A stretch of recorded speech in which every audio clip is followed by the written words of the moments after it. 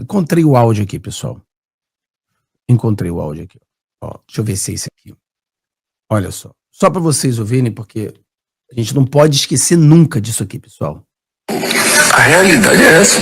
Nós não vai ser preso. Nós sabemos que nós não vai. Vamos fazer tudo, menos ser preso. Surtou, quer dúvida? Não. Surtou. Primeiro cinema. Nós não vai ser preso. Nós não vai ser preso.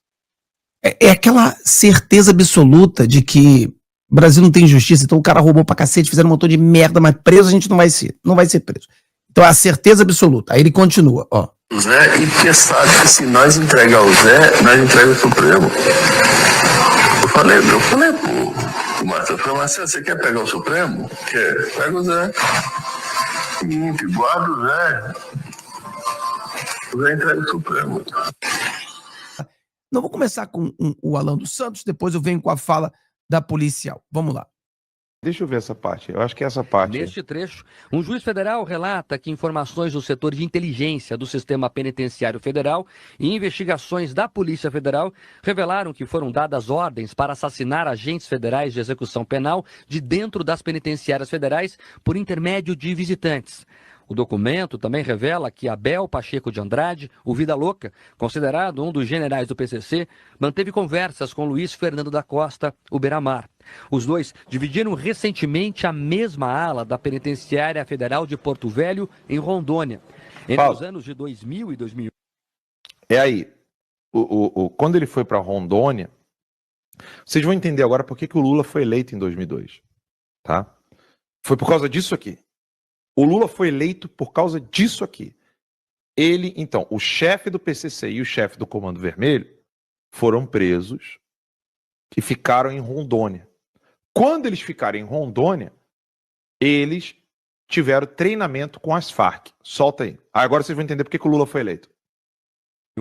Beiramar ficou 1 ano na Colômbia. Nesta época, teve contato com as Forças Armadas Revolucionárias da Colômbia.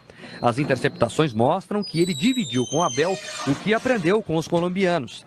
Em uma das conversas, Beiramar diz que no presídio onde guerrilheiros cumprem...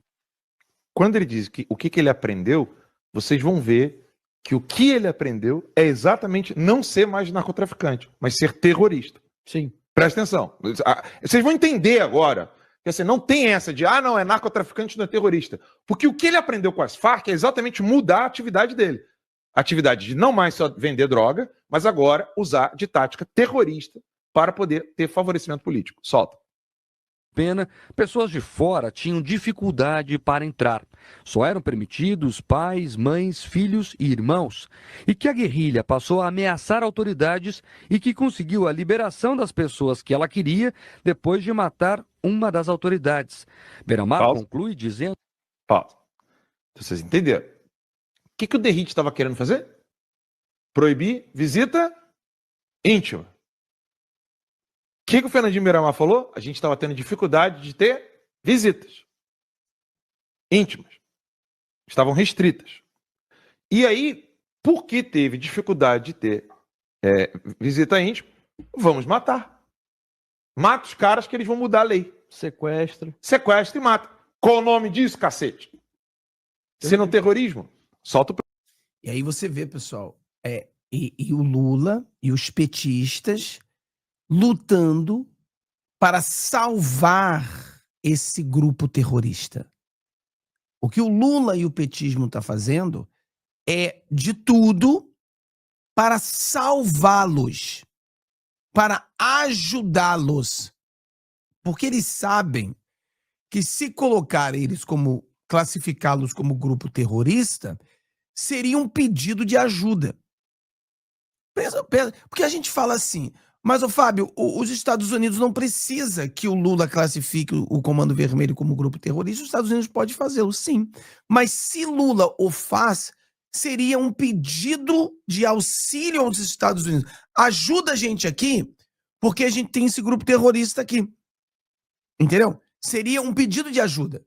Então, o que a Globo, o Lula, o que eles estão fazendo? Eles estão protegendo essa galera. Aí arrumando desculpa que, cara, sem pé, sem cabeça. Tipo, não, vocês não entendem.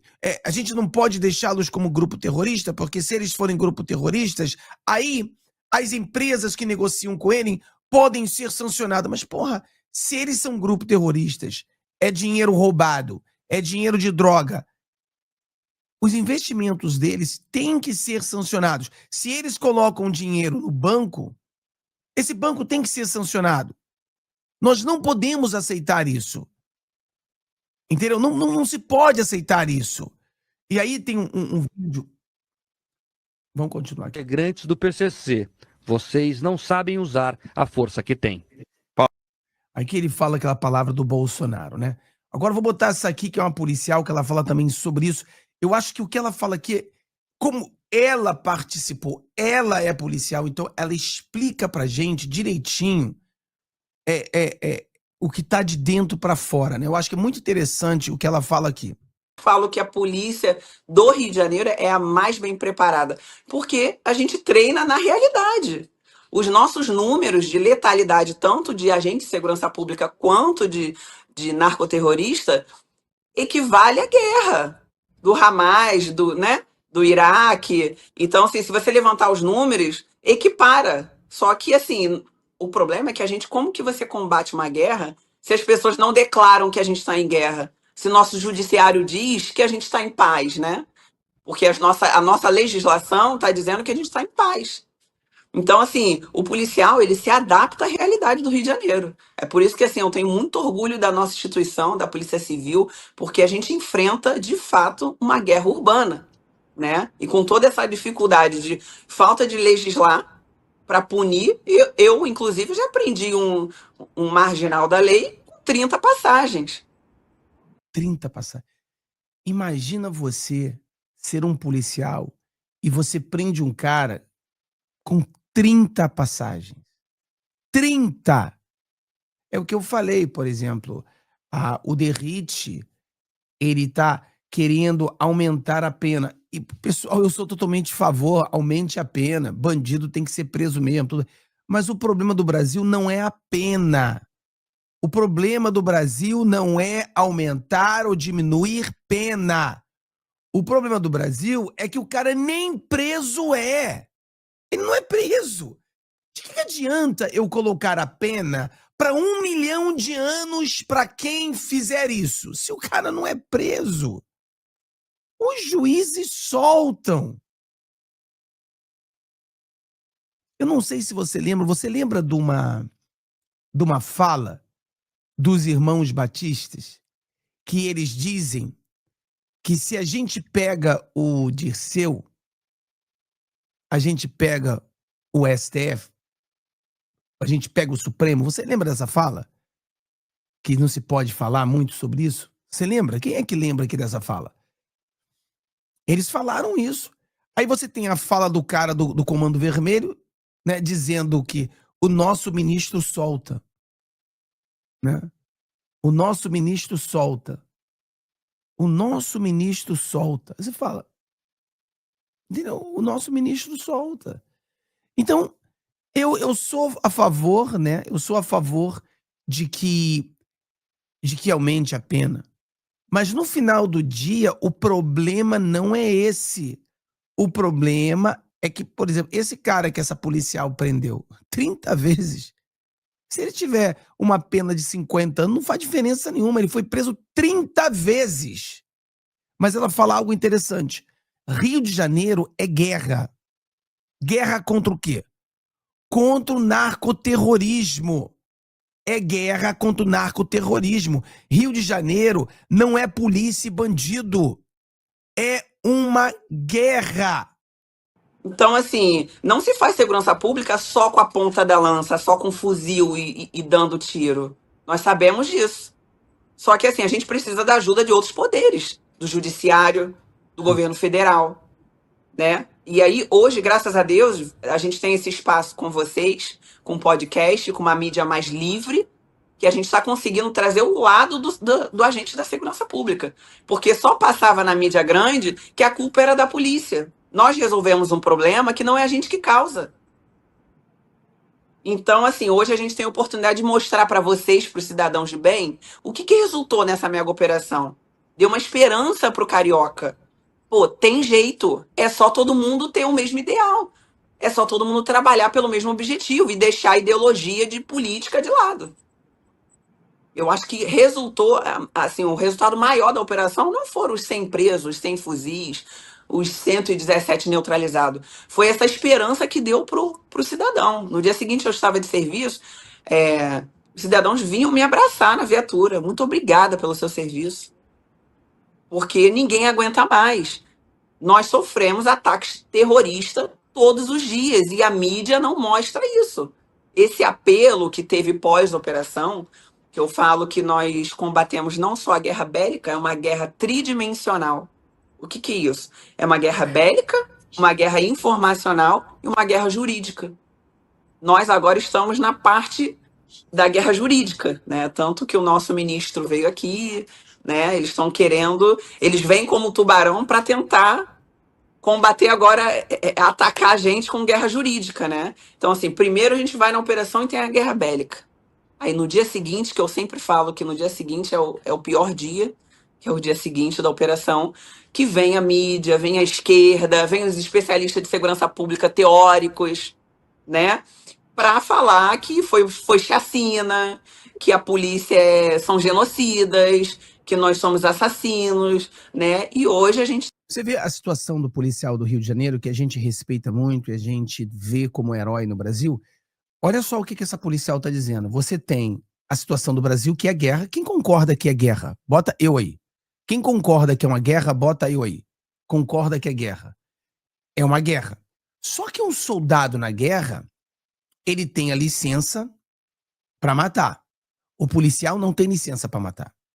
Lembra que o nosso presidente Bolsonaro, ele falou assim, ó, a gente nem precisa da ajuda da Polícia Federal, no caso do Rio. O que a gente precisa é que nós tenhamos uma carta branca para o policial. Pessoal, o policial não é um monstro, ele não vai querer matar pessoas. Mas é uma carta branca para que o policial não venha a ser julgado e condenado por fazer uma ação policial. Entendeu? Então, o soldado, quando ele está numa guerra, ele tem esse respaldo. O policial, o soldado, ele não pode matar uma pessoa inocente. Ele vai matar soldados. Mas ele tem esse respaldo. É uma guerra. O Rio de Janeiro é uma guerra sem respaldo. O policial tem medo de perder o trabalho, tem medo de perder sua pensão, tem medo de perder tudo. Por quê? Porque o bandido pode tudo e o policial não pode nada. Então, o que o policial do Rio precisa? Precisa se declarar que é uma guerra. Precisa se declarar que sim, são grupos terroristas. Precisa disso para que a gente termine com esse problema. Tem a rede social, graças a Deus, para quebrar, combater. Eu tenho um podcast também, né? Tem 5 meses só. Mas assim, hoje a gente tem, eu, Batata e Honora, a gente combate não só com fuzil, a gente combate com microfone, assim como vocês. Então a gente percebeu essa importância da comunicação. Porque existia essa guerra da narrativa, que muitas das vezes, e aí pós isso, vem a parte jurídica, porque a gente vai precisar responder, né? Quem teve ali precisou revidar a injusta agressão, porque o policial ele não entra atirando, isso é uma narrativa, não entra. Eu vou fazer 10 anos de polícia mês que vem, eu nunca fiz isso e nunca vi nenhum colega de profissão fazer isso, isso é mentira. Agora, não é uma opção do policial atirar para matar. É uma consequência do marginal da lei. Se ele se entregar, o policial não atira. Agora, você vai falar para mim que um marginal de ponto .30, de 7,62, de armamento de guerra, tu vai tacar uma pedra na cabeça dele e vai desarmar? Não vai, gente. E isso aí afronta até a gente que tá lá, dando nosso sangue, nosso suor, perdendo colega de profissão. Sabe, isso é uma afronta. Querida, isso aí afronta retardado. O cara que é retardado, ele se sente afrontado como a especialista fala uma merda dessa. Isso afronta retardado. Para você ter uma ideia do nível da estupidez que um especialista me fala uma merda dessa. Entendeu? Muitas vezes a polícia prende e eles dão risada. Exatamente.